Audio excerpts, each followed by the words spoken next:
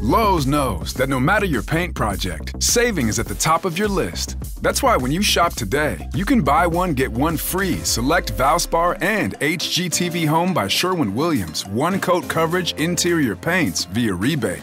Shop these deals in-store or online today at Lowe's. We help, you save. Selection varies by location. While supplies last. Discount taken at time of purchase. See sales associate for details. Offer valid 8/21 through 9/3.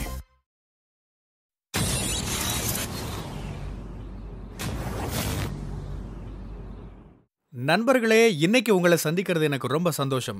இந்த தளத்துக்கு நீங்க வந்ததுக்கு நன்றி. உங்களுக்காக ஆண்டவர் நிறைய விஷயங்களை வச்சிருக்கிறாருன்றதை உங்ககிட்ட பகிர்ந்துக்க நான் விரும்புகிறேன். இன்னைக்கு உங்க கூட நான் பேச வேண்டிய விஷயத்துக்குள்ள போறதுக்கு முன்னாடி சில விஷயங்களை சொல்லிக்க விரும்புகிறேன். நீங்க ஜான் கிஃப்டா அப்படின்ற என்னோட இன்ஸ்டாகிராம், ஃபேஸ்புக், யூடியூப் மூலமா என்னை ஃபாலோ பண்ணி என்னோட பதிவுகளை நீங்கள் பெறலாம். தினமும் என்னோட பாட்காஸ்ட் நீங்கள் கேட்கலாம்.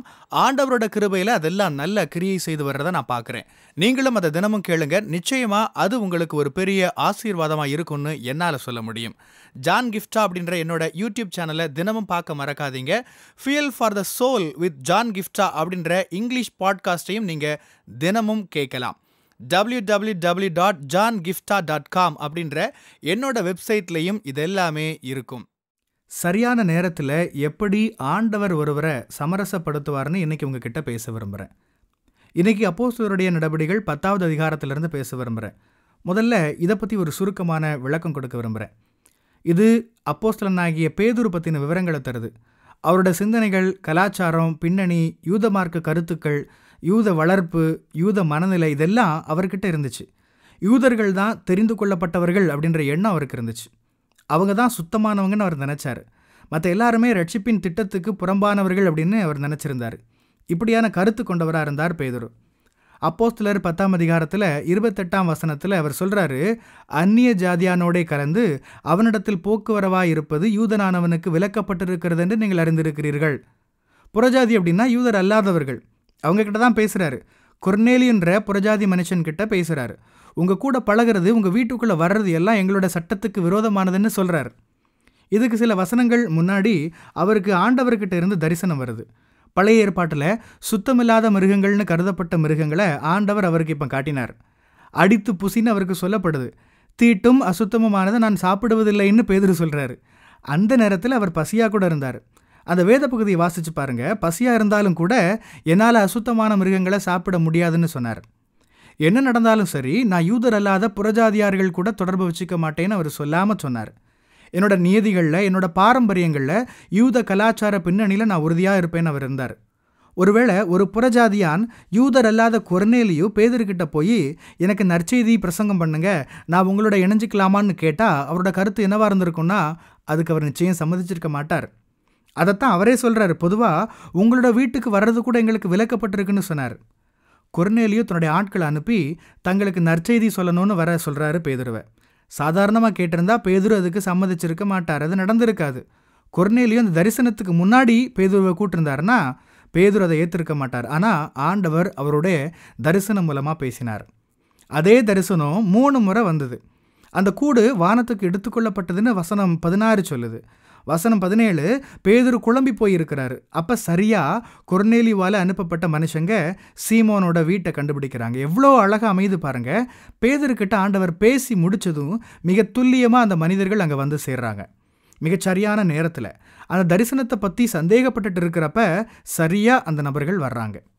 அந்த ஆட்கள் கொஞ்சம் முன்னாடியே வந்திருந்தா அவங்கள துரத்தி விட்டுருப்பாரு பேதுரு. இதுதான் ஆண்டவருடைய அழகான நடத்துதல்ன்றது. சரியான நேரத்தில் சரியான நபர்களை சமரசம் பண்ணுறது ஆண்டவருக்கு தெரியும். சரியான நேரத்தில் சரியான நபர்கள்கிட்ட சரியான விஷயத்தை பேசுகிறதுக்கு ஆண்டவருக்கு தெரியும். அதனால தான் நீங்கள் ஆண்டவரை நம்பணும். பாருங்கள் எவ்வளோ அழகாக ஆண்டவர் இதை ஒருங்கிணைக்கிறாரு. இந்த மனுஷங்க எவ்வளோ தூரம் வந்திருக்காங்க. ஒருவேளை தவறான நேரத்தில் வந்திருந்தா அவங்க பேதுருவை சம்மதிக்க வச்சிருக்க முடியாது. சரியான நேரத்தில் ஆண்டவர் எல்லாத்தையும் நடத்தினதுனால தான் அது நடந்துச்சு. சரியான நேரத்தில் ஆண்டவருக்கு காரியங்களை ஒருங்கிணைக்க தெரியும். மிக அழகாக அதை ஆண்டவர் நிகழ்த்துவார். சரியான நேரம் பற்றி நான் ஏற்கனவே பேசியிருக்கிறேன். ஆனால் ஆண்டவர் திரும்ப திரும்ப ஏன் இந்த விஷயத்தை வெவ்வேறு தருணங்களில் வெளிப்படுத்துகிறாருன்னு தெரியல. சரியான நேரத்தில் சரியான நபர்களை ஆண்டவர் சம்மதிக்க வைப்பார். ஜான், நான் என்னால் முடிஞ்ச அளவுக்கு முயற்சி பண்ணுறேன், எப்படி அவங்கள சமாதானப்படுத்துறது, இதை முயற்சி பண்ணுறேன், அப்படி முயற்சி பண்ணுறேன், இப்படி முயற்சி பண்ணுறேன், ஆனால் அவங்கள சம்மதிக்க வைக்க முடியலையேன்னு சொல்கிறீங்களா? என்ன செஞ்சாலும் வேலைக்காக மாட்டேங்குதுன்னு சொல்கிறீங்களா? சரியான நேரத்தில் ஆண்டவர் உங்களுக்காக காரியங்களை அழகாக ஒருங்கிணைப்பார். சரியான நபரை சமாதானப்படுத்துறதுக்கான சரியான நேரம் அவருக்கு தெரியும். பேதுரு தரிசனத்தை பார்க்குறாரு, அதை பற்றி சந்தேகப்பட்டு யோசிக்கிறாரு. அந்த நபர்கள் சரியாக அங்கே வந்து சேர்றாங்க. ஏன்னா அவங்களோட அழைப்பை ஏற்றுக்கிற மனநிலையில் அந்த பேதுரு இருக்கணும். அவரோட இயல்பான பழைய எண்ணங்களில் அவர் இருந்திருந்தால் அந்த அழைப்பை ஏற்றுக்கொள்ள மாட்டார். அதனால் ஆண்டவர் அவர்கிட்ட பேச வேண்டியிருந்துச்சு. ஆண்டவர் மிகச் சரியான நேரத்தில் அவரோட பேசினார். அந்த மனுஷங்க ரொம்ப நேரத்துக்கு முன்னாடியே பேதுரு இருந்த வீட்டை தேடி கிளம்பிட்டாங்க. ஆனால் அவங்க கிட்டத்தட்ட பக்கத்தில் வர்ற நேரத்தில் தான் ஆண்டவர் பேதுரு கிட்ட பேசினார். சிலர் சொல்கிறாங்க, எல்லாம் சரியாக இருந்தால் நான் கிளம்புறேங்க அப்படின்னு. நான் ஆண்டவருக்கு கீழ்ப்படிஞ்சு எவ்வளோ தூரம் போக தயாராக இருக்கிறேன். அவர் முதல் எல்லா விஷயத்தையும் சரி செய்யட்டும், எல்லா இடத்துலேருந்து எனக்கு பச்சை சிக்னல் கிடைக்கட்டும், எல்லாரையும் சமாதானப்படுத்துகிறேன்னு முதல்ல, அதுக்கப்புறம் என்னோட பயணத்தை தொடங்குறேன்னு சொல்கிறோமா? இல்லை. அவங்க கிளம்புறப்ப பேதுரு வர சம்மதிப்பாரா இல்லையான்னு அவங்களுக்கு நிச்சயமாக தெரியாது. அவங்களுக்கு அது தெரிஞ்சிருக்க வாய்ப்பு இல்லை. யூதர்களோட கலாச்சாரம், அவங்க மற்றவங்களோட கலந்து கொள்ள மாட்டாங்கிறது அவங்களுக்கு தெரியுமா அப்படின்னு கூட எனக்கு தெரியல. ஆனாலும் அவங்க முடிவெடுத்து போனாங்க.